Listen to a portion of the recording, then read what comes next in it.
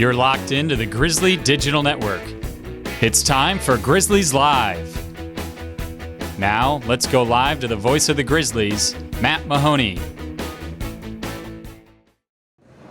Greetings, ladies and gentlemen, the Grizzlies Live here at Newk Eatery. I'm Matt Mahoney. I'm joined now by head men's soccer coach Steve DeCou. Coach, how we doing? Doing great, Matthew. We're getting better on the handshake. By the end, we might be good. How are you doing today? We're doing good. It's a great sunny day. I mean, no more rain. This is nice. I'm looking forward to training today. So we do have practice later on this afternoon. Looking forward to that as well. Real quick recap, maybe put a closing touch on the first half of this season. Grizzlies take on Martin Methodist. They jump out to a great 1-0 lead. Let's take a quick look at this highlight here. 57 seconds into the ball game, and you got to think, man, all is well here as we move forward. Yeah, I mean, you score that early. We started well. That is a bit of a problem though sometimes. Were we a bit complacent? You think this is just going to be an easy day? Yeah. I don't know. It was game 11 in 37 days. I mean, that's one every 3 days, basically. Yeah. So, not the response we wanted. Sure. And thank goodness now we've got the 2 weeks to get some stuff sorted out. So yeah, we're going to get to a lot of the 2 weeks, the practice, halfway point in the season here. We're going to have some fun here, hopefully. Let's hand out some midterm report cards for the Grizzlies here as we break down certain areas of the game. Let's start with the first one in creating offensive opportunities. You have to give us a grade. Don't be afraid to add a plus or a minus in there if you want to. Oh, now we're getting real specific. Honestly, with that, I would say B minus. Yeah. Start the year, it was more in the D, but you look at the number of goals we've scored, and like the highlight we just showed, we're creating better chances. The problem is, and the reason the grade is so low is because it's not consistent enough. Correct. And that to me is kind of the word for the second half of the season is consistency. We've done things well in spurts. We're a younger team, but we're talented. We have to put it together for 90 minutes. We do it for 90 minutes. I don't see anybody in the country that can beat us. All right, so that's where it comes down to. That's why I'll give us a B minus for that. Sure. Defending, the defensive side of things. As an old defender, I'm going to give us a D. Yeah. It's not good enough. Not good enough. But I don't blame it on the back four, Lewis. I blame it. It's a team thing. It's our attack isn't good enough because our attacking opportunities aren't strong enough. We're losing the ball. We're getting caught. We're having to defend too much. One affects the other. I think there's certain parts of the field we're going to fix, certain things we're going to change, certain things we just got to keep improving, and it's repetition. The only time you're going to see me say it's an A is if we get to this point, we've only given up 2 goals and had 10 shutouts. Yeah. So D for that, but definitely things that we can improve on. Set pieces offensively. B plus. Yeah. Especially early in the year, we were extremely dangerous. We still caused teams a lot of trouble with our aerial ability. That's probably been one of the best parts of our game. Has been we've generated a good number of attacks out of that, especially early. Now we're starting to get goals from the run of play. Now if we can combine both, good things going forward. Defensively with our set pieces, I'm still jaded by Saturday. I mean, the game-winning goal was we ball watched, we let a guy get by us. But I would say that's been a good solid C plus, B minus, C plus because we've been pretty good. We haven't given up many opportunities with that, save for Martin Methodist. But like everything, it's that last thing you remember clouds your judgment, and that's the last thing I remember. So we're going to address that in these next 2 weeks. Let's talk about health of this team. Health being, because last year we've been bit by some serious, the last couple of years we've been bit by some serious injuries. Talk about the health of this team. A being we've been pretty healthy. F being, man, I wish we had a redo. I really think it's a B plus, and that's the injuries we've had have been sprained ankles from guys getting kicked. Right. We have not had many, if any, soft tissue injuries, and that's a testament to our athletic trainer James Williams. I mean, he's awesome.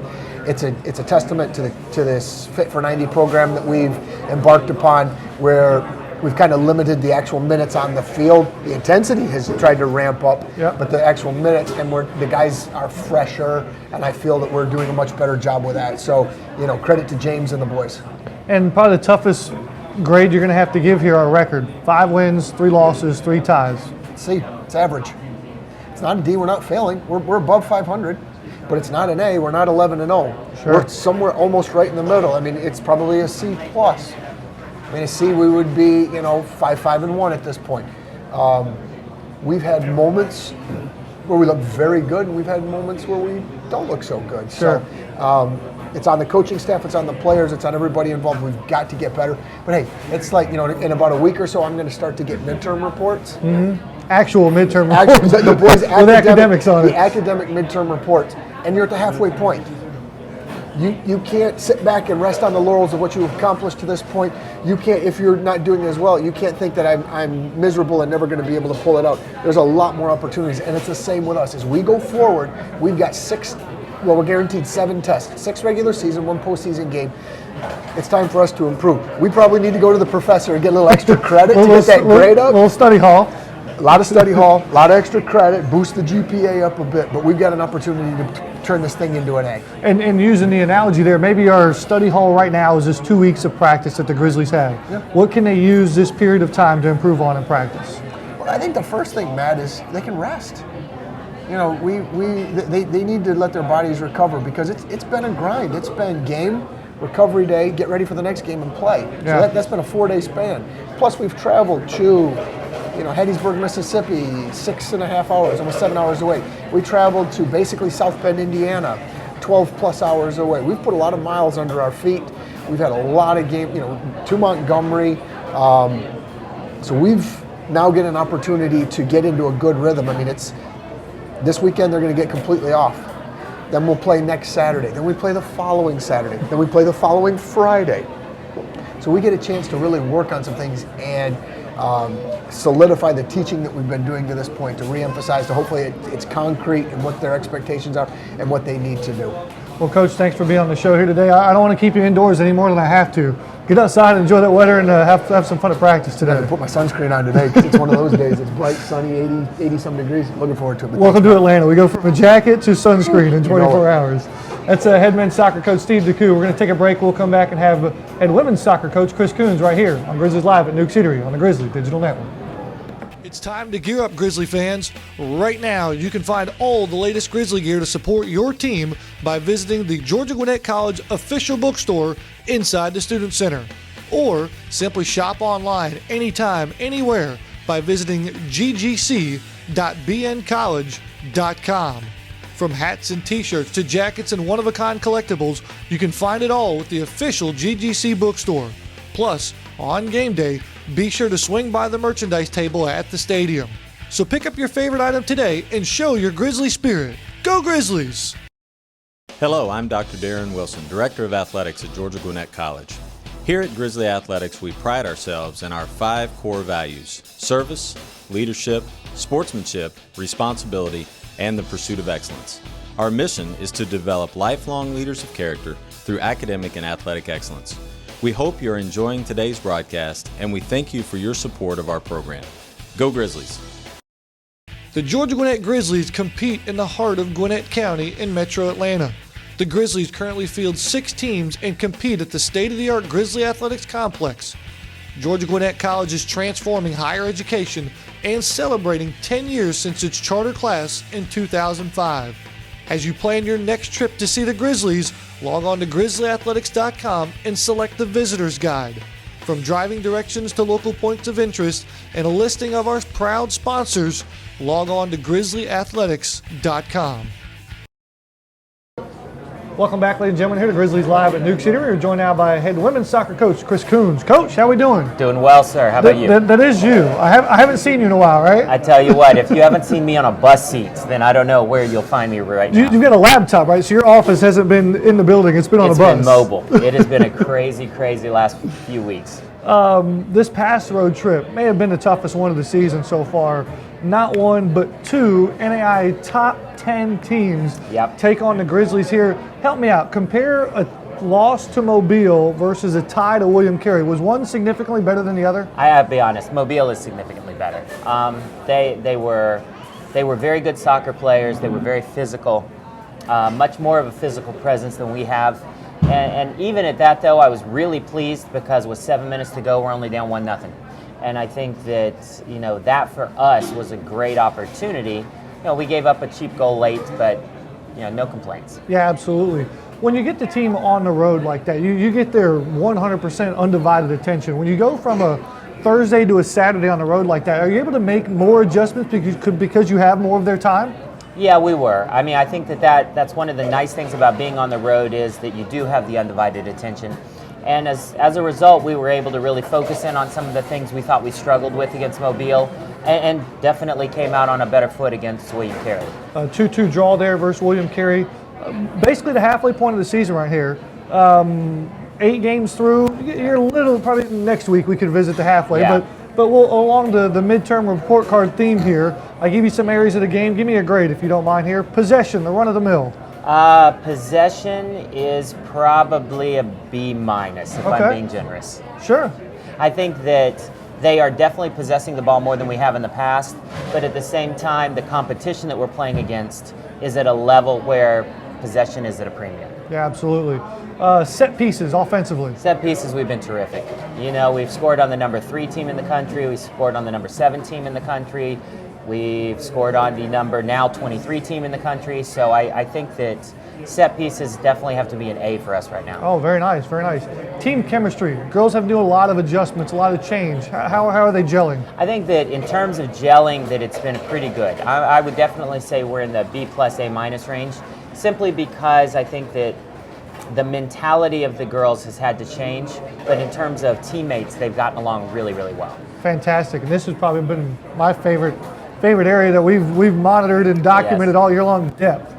I think that our depth is adequate for the fact that we can put people in and spell people, but I also think our depth is more than adequate in terms of making people rise to the challenge and to reach their potential. Yeah.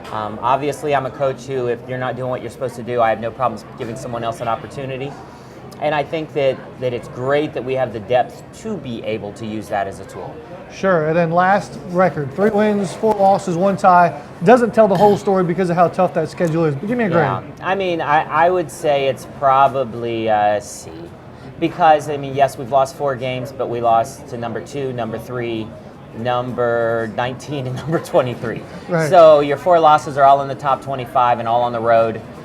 I guess that's all right. Yeah. But I think that I would like to see us be a little bit more dominant in our wins, more so than in the losses. Sure. If you could, got some downtime here, getting prepared for Saturday, if you could, and I'm sure every coach wishes they had this magic wand, but if you could just change something overnight, wave a magic wand over this team, have a wish granted, what would you want to change about this team? I think I would really like to change where we are right now health-wise. I'll be honest, I mean, the schedule has been so brutal and traveling so much that we're a little dinged up. Yeah. And, you know, you always get dinged up as the season goes along, but I think that because we're talking physical battle after physical battle after physical battle, it has kind of taken its toll on some of our younger players, so that would be it.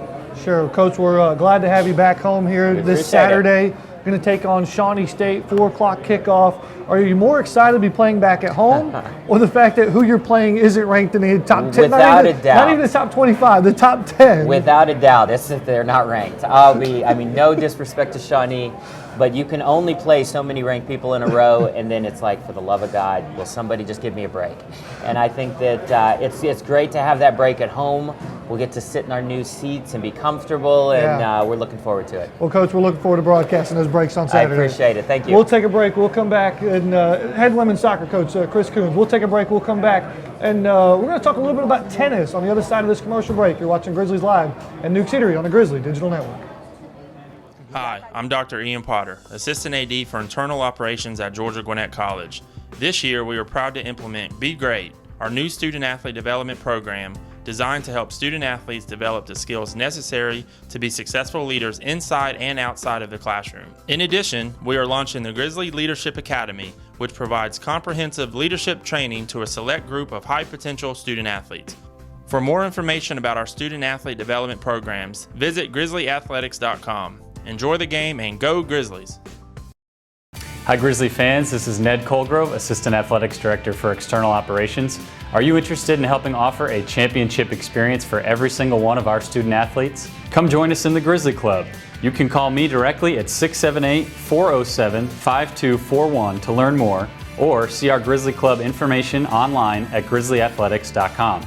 There you can check out our member benefits like game tickets and insider events, plus make your online donation. We can't wait to have your support of our student athletes and welcome you to the Grizzly Club. Hello, I'm James Williams, head athletic trainer for the Georgia Gwinnett Grizzlies.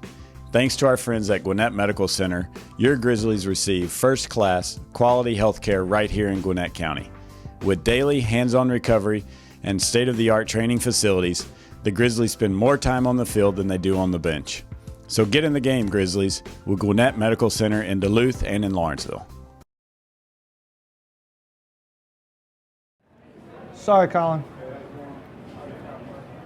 It's time to gear up, Grizzly fans. Right now, you can find all the latest Grizzly gear to support your team by visiting the Georgia Gwinnett College official bookstore inside the Student Center. Or simply shop online anytime, anywhere by visiting ggc.bncollege.com.